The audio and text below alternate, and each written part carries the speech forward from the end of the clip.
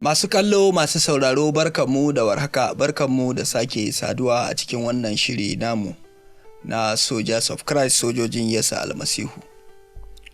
Ni ne mai suna Zakariya Maika, wanda aka fi sani da Maika Dangata. Ta wurin alherin Allah, ni ne mai gabatar da shirin SOJAZ of KHRIST. Yau muna da babban bako daga birnin Gombe, mawaki ne wanda ya fice a harkar lolin wakan bisharan Yesu Almasihu. Yau muna tare da mawaki WAJA Boy.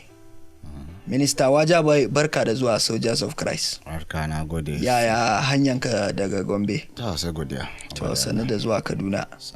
Sannu WAJA Boy. Thank you. WAJA Boy, muna son ka gaya mana, shin idan aka ce waye WAJA Boy? Wane ne WAJA Boy? To a takaice WAJA Boy mawaki ne. Okay. Kuma mai sana'a daban-daban ne. Okay. I hail from Gombe State. Okay. Ni WAJA ne, WAJA by tribe. Yarena ne WAJA. Okay, yarenka ne WAJA? Yes. Okay, shi WAJA ɗin da ake cewa wani yare ne a Yes, Gombe. a Gombe. Okay,